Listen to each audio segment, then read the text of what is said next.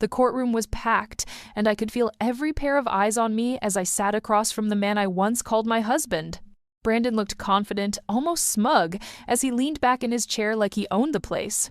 His expensive suit was perfectly pressed, his hair slicked back just the way he liked it when he wanted to impress people. But I knew better now. I knew what was hiding behind that charming smile. "Your Honor," Brandon's lawyer began, his voice booming across the silent courtroom, "my client has been the supportive husband throughout this marriage. He deserves his fair share of the assets they built together." I almost laughed. Built together? Brandon had never lifted a finger to help with my company.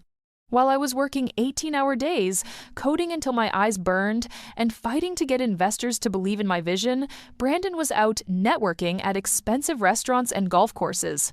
At least, that's what he told me he was doing. Brandon stood up then, and I could see that familiar gleam in his eyes. The same look he got when he was about to tell one of his elaborate stories to impress strangers at parties. He straightened his tie and cleared his throat dramatically. "Your Honor, if I may speak," he said, his voice dripping with fake humility. "I know this has been difficult for both of us, but I think it's only fair that I get what I'm entitled to. After all, I supported Elena through the tough times when her little app business was struggling." Little app business? My company was worth $12 million, but Brandon always had a way of making my achievements sound small and insignificant. The judge, a stern-looking woman with silver hair and sharp eyes, nodded for him to continue. I gripped the envelope in my lap tighter, feeling the edges of the papers inside. "Not yet," I told myself. "Let him dig his own grave first." "The truth is," Brandon continued, his voice getting louder and more confident, "I've been patient long enough. I've watched Elena hoard her money while I struggled to make ends meet." "Well, no more." He turned to face the gallery of people watching, spreading his arms wide like he was giving a speech. "After today, I'll finally be able to live off her fortune, just like I deserve." The courtroom erupted. People gasped, whispered, and some even laughed out loud. I heard someone behind me mutter, "What a piece of work." Brandon's own lawyer looked mortified, tugging at his client's sleeve to try to get him to sit down. But Brandon was on a roll now, basking in the attention. "That's right," he shouted over the noise, pointing at me. "She owes me everything. I put up with her workaholic lifestyle, her boring business meetings, her constant stress about money. I deserve to be compensated for my suffering." More laughter rippled through the crowd. Even the court reporter looked up from her machine with raised eyebrows. But I stayed calm, my hands steady as I held the envelope that would change everything. Judge Wong banged her gavel hard. "Order! Mr. Cole, please return to your seat immediately." But Brandon wasn't done. He was practically glowing with satisfaction, thinking he'd just delivered the performance of his lifetime. "Your Honor, I'm just being honest about what this marriage really was. A business transaction. And now, it's time for me to collect my payment." The judge's face was stone cold. "Mr. Cole, sit down now, or I'll hold you in contempt." Brandon finally sat, but he couldn't wipe the smirk off his face. He thought he'd won. He thought his little speech had somehow convinced everyone that he deserved half of everything I'd worked for. He had no idea what was coming. I stood up slowly, my heart pounding, but my voice steady. "Your Honor, may I approach the bench?" Judge Wong looked surprised but nodded. "You may."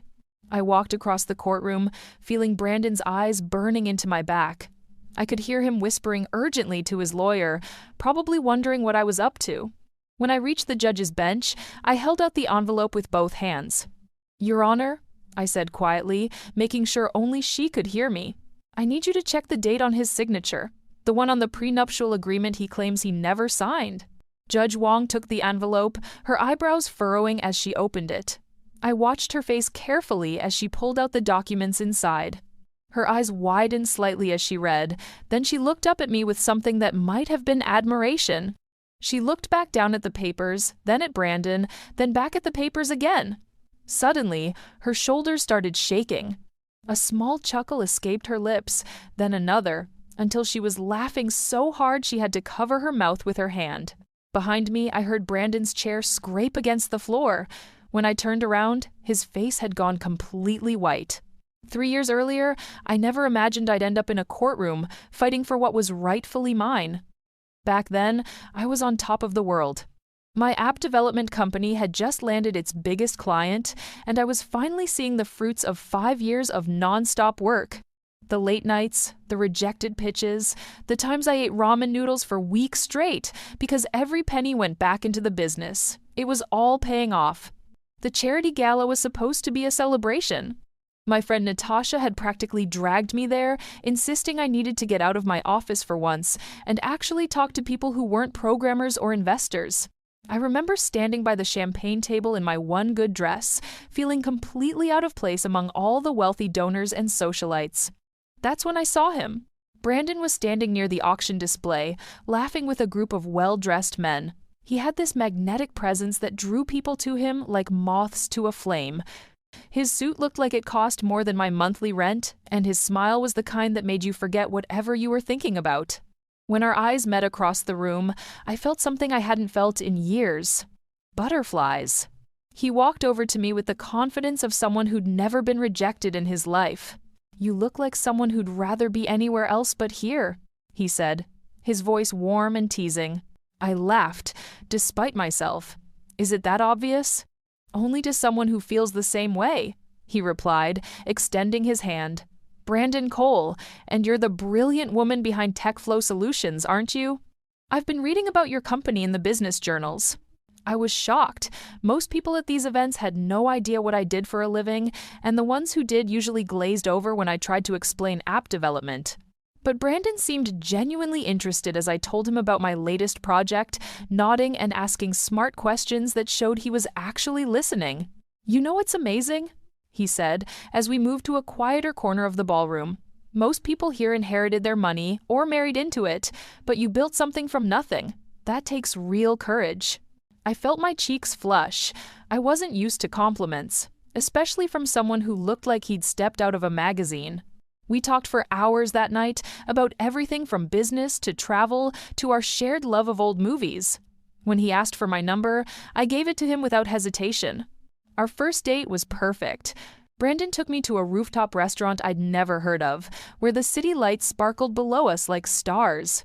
He told me about his real estate business, how he specialized in luxury properties for high-end clients. He seemed successful and driven, just like me.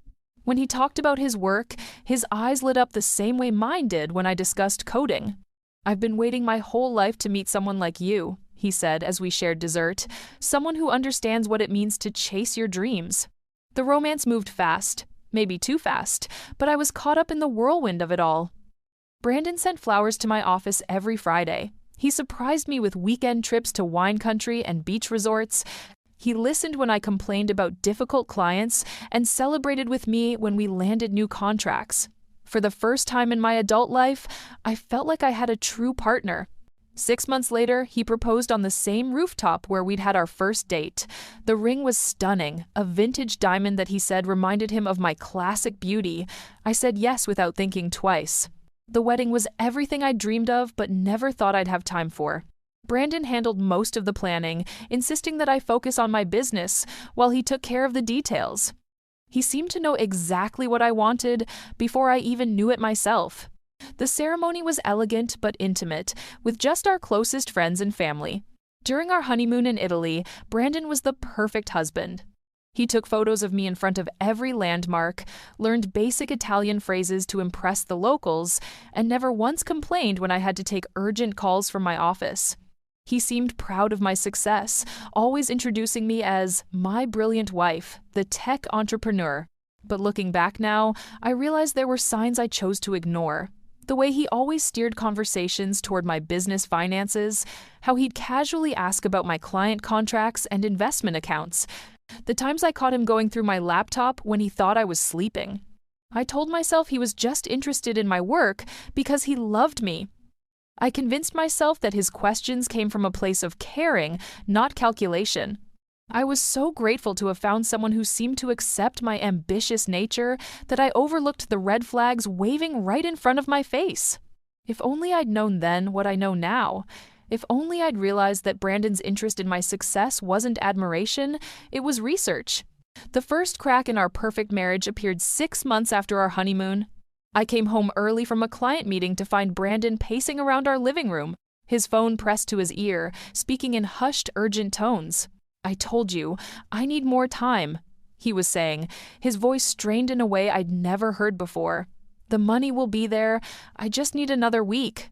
When he saw me standing in the doorway, he quickly ended the call and forced that charming smile I'd fallen in love with. "Hey, beautiful, you're home early. Who was that?" I asked, setting down my laptop bag.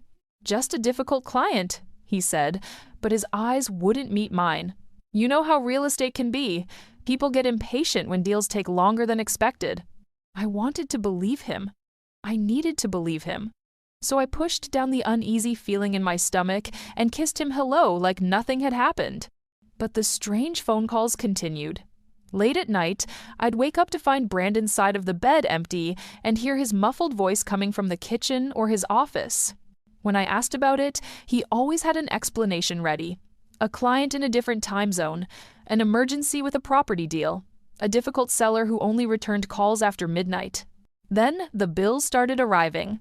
I found the first one by accident while looking for our insurance papers. A credit card statement with Brandon's name on it, showing a balance of $37,000. My hands shook as I read through the charges.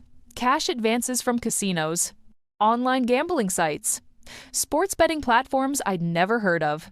When I confronted him that evening, Brandon broke down completely. He sat at our kitchen table with his head in his hands, tears streaming down his face.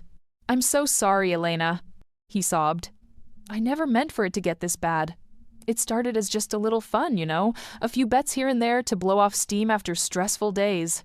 I sat across from him, feeling like the floor had dropped out from under me. $37,000, Brandon? That's not a little fun. I know, but I can fix this. I have some big deals coming through, and once they close, I'll pay everything off. I just need a little help to get through this rough patch. The way he looked at me then, with those puppy dog eyes that had melted my heart so many times before, I almost gave in. Almost. But something held me back. "How much do you owe in total?" I asked quietly. Brandon's silence told me everything I needed to know. When he finally spoke, his voice was barely a whisper. "About $200,000. I felt sick. $200,000. That was more than most people made in 5 years, and my husband had gambled it away without telling me. I can't access that kind of money without affecting my business," I said, trying to stay calm. "And even if I could, how do I know you won't just lose it again?" That's when I saw a flash of something ugly cross Brandon's face. Just for a second, his mask slipped, and I saw anger there. Cold, calculating anger. "Your business," he said, his tone suddenly sharp. "It's always about your precious business, isn't it? What about your husband? What about our marriage?" "Our marriage?" I stood up, my own anger rising. "You lied to me for months. You've been gambling away money we don't have while I've been working myself to death to build our future." "Our future?" Brandon laughed, but there was no humor in it. "Elena, let's be honest here. This has always been about your future, your company, your success, your money. I'm just the accessory you parade around at business dinners." His words hit me like a slap. "That's not true, and you know it. Isn't it?" He stood up too, towering over me. "When was the last time you asked about my work? When was the last time you showed any interest in what I do?" I opened my mouth to argue, but the words wouldn't come, because deep down, I knew he had a point. I had been so focused on growing my company that I'd stopped paying attention to what was happening in my own home. "I'm trying to build something for us," I said weakly. "No, you're building something for you, and now that I need help, you're acting like I'm some kind of stranger asking for a handout." The fight went on for hours. Brandon alternated between tears and anger, between promises to change, and accusations that I didn't really love him. By the time we went to bed, nothing was resolved, and I felt like I was living with someone I didn't recognize. That night, as Brandon slept beside me, I stared at the ceiling and wondered how everything had gone so wrong so fast. The man I'd married seemed to have vanished, replaced by someone desperate and manipulative. I had no idea that this was just the beginning. The breaking point came 8 months later, on a Tuesday morning that started like any other. I was in my home office, reviewing quarterly reports, when I heard Brandon rummaging through the filing cabinet in our bedroom. Nothing unusual about that. We kept all our important documents there. But something about the urgency in his movements made me pause. I crept to the doorway and watched as he pulled out folders, scanning through papers with frantic intensity. When he found what he was looking for, his whole body relaxed. It was our marriage certificate and some business documents I'd filed away months ago. "What are you doing?" I asked, stepping into the room. Brandon jumped like he'd been caught stealing. "Oh, just looking for our tax documents. I need them for my accountant." But I could see he was holding more than tax papers. In his hands were copies of my business incorporation documents, partnership agreements, and financial statements. Documents he had no reason to need. "Those aren't tax documents, Brandon." His jaw tightened. "I'm trying to get our finances organized." "Is that a crime?" "Our finances? These are my business documents." "We're married, Elena. What's yours is mine, remember?" The way he said it sent chills down my spine. There was something cold and calculating in his voice that I'd never heard before. That afternoon, I called my lawyer. Something was wrong, and I needed to understand what Brandon was really up to. What I learned made my blood run cold. He's been making inquiries. My lawyer, Patricia, told me over the phone, asking about community property laws, business asset division, and spousal rights to company ownership. "Elena, I think you need to consider that your husband might be planning something." "Planning what?" "A divorce. One where he gets as much of your assets as possible." I felt like I'd been punched in the stomach. "But he's the one with the gambling debts. He's the one who's been lying. That doesn't matter if he can prove he has legal rights to your business assets. And from what I'm seeing, he's been very careful about establishing those rights." That evening, I made the hardest decision of my life. I filed for divorce. When the papers were served to Brandon 3 days later, his reaction was nothing like what I expected. Instead of surprise or sadness, he smiled. Actually smiled. Well, he said, tossing the papers onto our kitchen counter like they were junk mail. "I was wondering when you'd finally grow a backbone." "What's that supposed to mean?" Brandon leaned against the counter, his arms crossed, looking more relaxed than I'd seen him in months. "It means the game is finally starting, Elena, and you have no idea what you've just walked into." "Game? Our marriage was a game to you?" "Our marriage was a business transaction," he said, his voice eerily calm. "I provided companionship and charm, you provided financial security. Now that the transaction is ending, it's time to settle accounts." I stared at him, trying to find any trace of the man I'd fallen in love with. "I don't even know who you are." "Sure you do. I'm the guy who's about to own half of everything you've worked for." He picked up the divorce papers and waved them at me. "See, while you were busy playing the brilliant entrepreneur, I was busy playing the long game." "What are you talking about?" Brandon walked over to his briefcase and pulled out a thick folder. "Remember when we got married? All those documents you signed without reading because you trusted me so much? Well, let me refresh your memory." He spread papers across the kitchen table. Marriage certificates, property agreements, business partnership documents I didn't remember signing. My signature was on all of them, but something felt wrong. "I never agreed to make you a business partner," I said, picking up one of the documents. "Oh, but you did. Right here, see?" He pointed to a clause buried in the middle of a dense legal paragraph. "You agreed that any business assets acquired during our marriage would be considered joint property." I read the document more carefully, my heart sinking with each word. If this was legitimate, Brandon would be entitled to half of everything I'd built. "I never would have signed this," I whispered. "But you did. Your signature is right there, dated 6 months after our wedding. I have witnesses who saw you sign it." "You're lying." Brandon's smile turned predatory. "Am I? We'll let the court decide that, but I'm pretty confident about how this is going to go. You see, Elena, while you were busy being the trusting wife, I was busy protecting my interests." He gathered up the papers and put them back in his folder. "I suggest you get a good lawyer. You're going to need one." As he walked toward the door, he turned back one more time. Oh, and Elena, you might want to check your business bank accounts. I've already filed preliminary claims on several of your assets, just to make sure nothing disappears before the divorce is finalized. The front door slammed behind him, leaving me alone with the devastating realization that my marriage had been a lie from the very beginning. The next morning, I sat in Detective Carlos Rivera's office, my hands shaking as I tried to explain what I'd discovered. The police station smelled like stale coffee and disinfectant, and the fluorescent lights made everything look harsh and unforgiving. "Mrs. Cole," Detective Rivera said, leaning forward across his metal desk, "what you're describing sounds like fraud, but I need you to walk me through this slowly. When did you first suspect your husband was manipulating documents?" I took a deep breath. "Yesterday, when he showed me papers I supposedly signed. But Detective, I'm certain I never signed anything that would give him rights to my business. I'm too careful about legal documents to make that kind of mistake." Rivera was a patient man with kind eyes and graying hair at his temples. He'd been recommended by my lawyer as someone who specialized in financial crimes. "Tell me about your business practices. How do you normally handle legal documents?"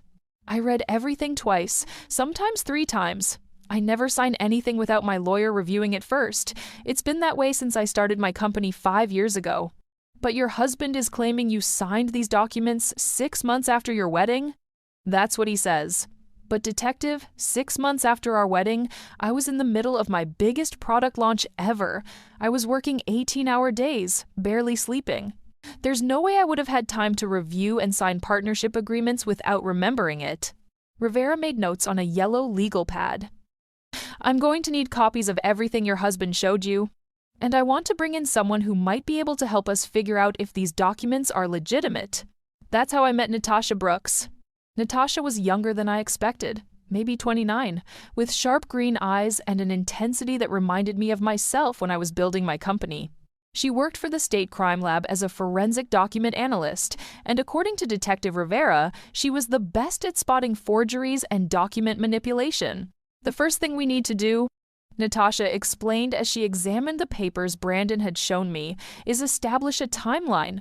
When were these documents supposedly created, and what evidence do we have of their authenticity?" She spread the papers across a large table in the crime lab, using a magnifying glass to examine every detail. "Mrs. Cole, do you have samples of your genuine signature from around the time these documents were supposedly signed?" I pulled out my phone and showed her photos of contracts I'd signed during that period. I always take pictures of important documents before filing them. It's a habit I developed after a client tried to claim I'd agreed to terms I never approved. Natasha compared the signatures carefully. "Interesting. The basic structure is similar, but there are subtle differences in pressure and pen movement. It's possible these signatures were traced or copied, but I'll need to run more detailed tests to be sure." While Natasha worked, Detective Rivera shared what his preliminary investigation had uncovered. "Your husband has quite a history, Mrs. Cole. This isn't his first marriage." My stomach dropped. "What do you mean?" "Brandon Cole was married twice before, both times to successful businesswomen. Both marriages ended in messy divorces where he claimed significant assets. Did he get them? In the first case, yes. The woman was so exhausted by the legal battle that she settled out of court. In the second case, the wife fought back, but by then Brandon had learned to be more careful about covering his tracks. I felt sick, so I'm just the latest victim in a pattern. It looks that way, but here's the thing. You might be the one who finally stops him. The second wife, Jennifer, has been trying to build a case against him for years. She's convinced he forged documents in her divorce too, but she never had enough evidence to prove it." Rivera handed me a business card. "I've already contacted her. She wants to help with your case. She has information about Brandon's methods that could be crucial." That afternoon, I met Jennifer at a coffee shop downtown. She was a successful architect, about my age, with tired eyes that told a story of long legal battles and broken trust. "He's very good at what he does," she said, stirring her coffee absently. "Brandon studies his targets carefully. He learns their habits, their weaknesses, their blind spots. Then he exploits them. How long were you married?" 2 years. But he was planning his exit strategy from the beginning. I found evidence later that he'd been researching my business assets before we even got engaged. Jennifer pulled out a folder thick with documents. I've been collecting information about his pattern for 3 years now. Bank records, witness statements, copies of forged documents. I was waiting for him to make another move so I could finally prove what he's been doing. And now he has. But Elena, this time we're ready for him. This time we're going to make sure he pays for what he's done. As I drove home that evening, I felt something I hadn't felt in months. Hope. Brandon thought he was so clever, but he'd made one crucial mistake. He'd underestimated me. 2 weeks later, Natasha called with news that changed everything.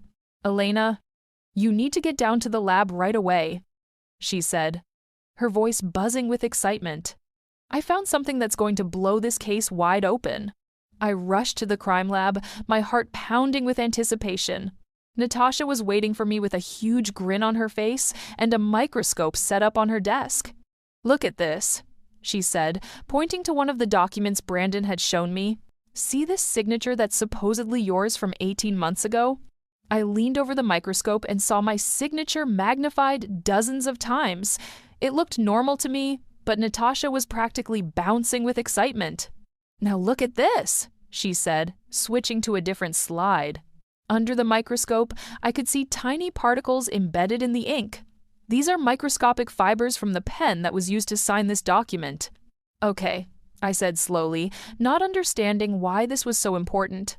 "Elena, this signature was made with a Pilot G2 gel pen, model number 31256. That specific model wasn't released until 6 months ago.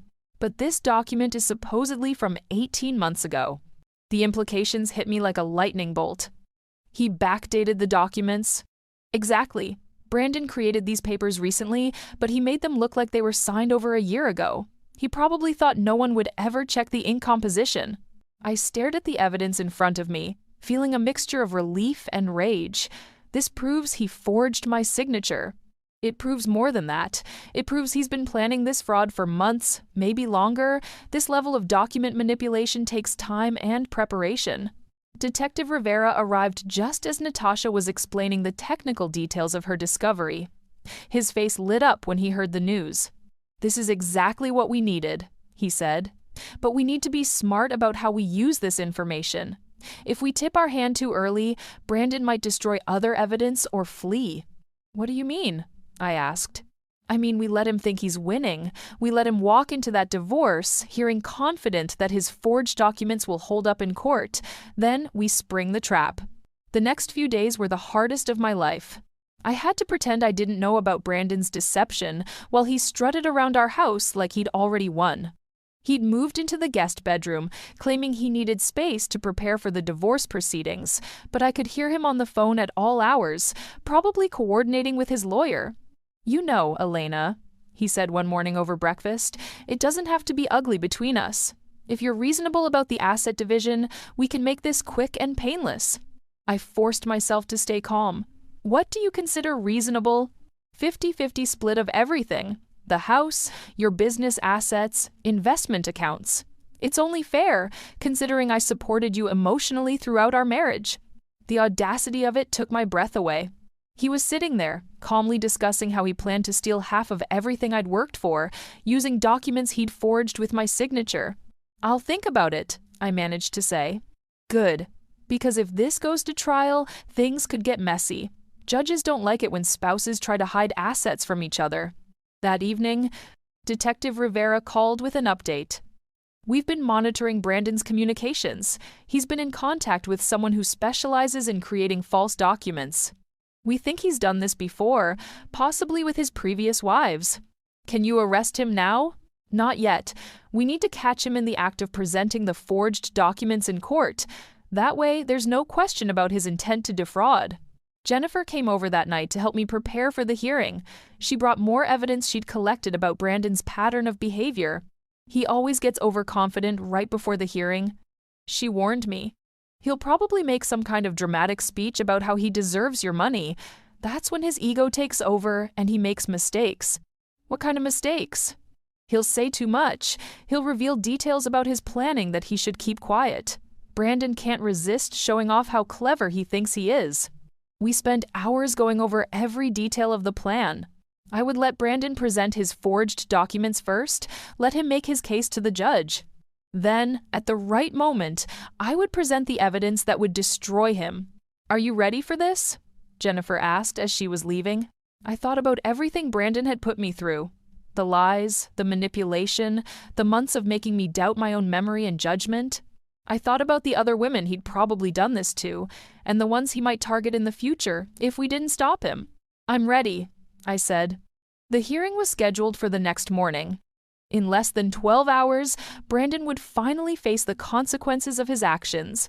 I barely slept that night, but it wasn't from nervousness. It was from anticipation.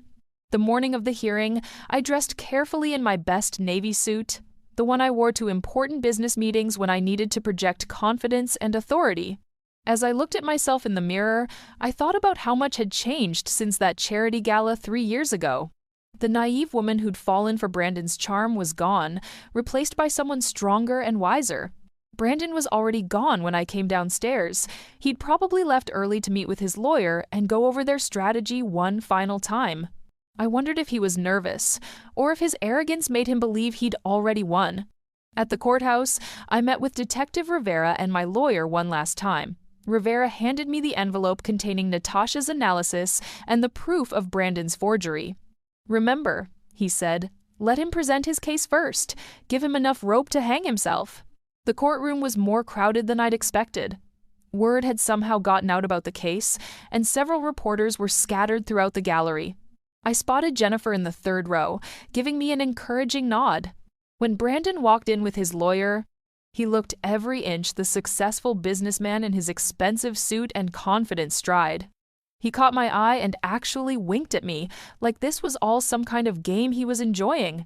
Judge Wong called the court to order, and Brandon's lawyer immediately launched into his opening statement about how his client deserved half of the marital assets. I listened with growing disgust as they painted Brandon as a supportive husband who'd sacrificed his own career to help me build my business. Then it was Brandon's turn to speak. "Your Honor," he began, standing up with that familiar theatrical flair.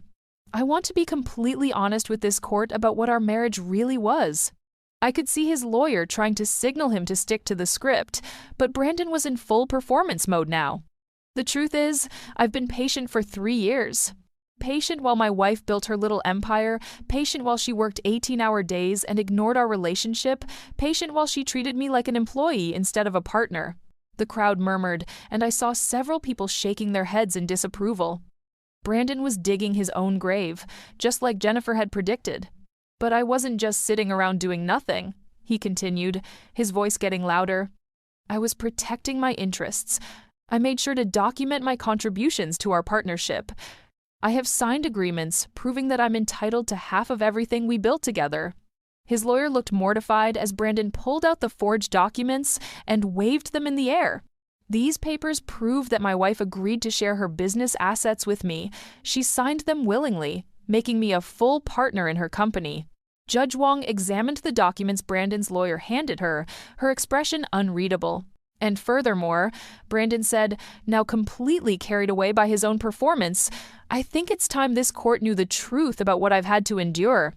Living with a workaholic who cared more about money than her own husband? Well, no more!" He turned to face the gallery, spreading his arms wide like he was addressing a crowd of supporters. "After today, I'll finally be able to live off her fortune, just like I deserve. She owes me everything for the years I wasted supporting her selfish ambitions." The courtroom erupted in shocked gasps and nervous laughter. Even the court reporter looked up from her machine in disbelief. Brandon's lawyer was frantically tugging at his sleeve, but Brandon was too caught up in his moment of triumph to notice. "That's right," he shouted over the noise. "I put up with her boring business meetings, her constant stress about money, her complete lack of appreciation for everything I sacrificed. I deserve to be compensated for my suffering." Judge Wong banged her gavel hard. "Mr. Cole, please return to your seat immediately." But Brandon wasn't finished. He was practically glowing with satisfaction, thinking he'd just delivered the performance of his lifetime.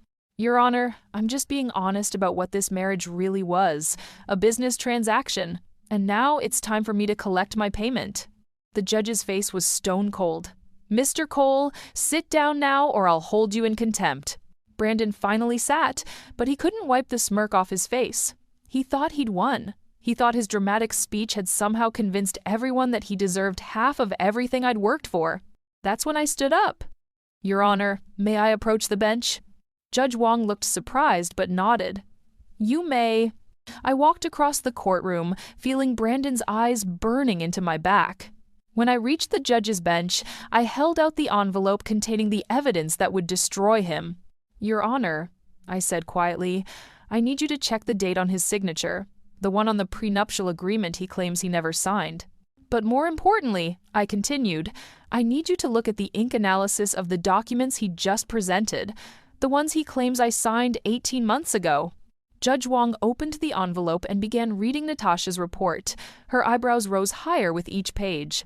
Your Honor, I said, my voice steady and clear, those documents were created with a pen that wasn't manufactured until 6 months ago. Mr. Cole has been planning this fraud for months, forging my signature and backdating legal documents to steal my assets.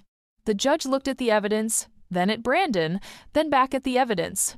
Her shoulders started shaking as she read Natasha's detailed analysis of the ink composition and fiber evidence. A small chuckle escaped her lips, then another, until she was laughing so hard she had to cover her mouth with her hand. Behind me, I heard Brandon's chair scrape against the floor. When I turned around, his face had gone completely white.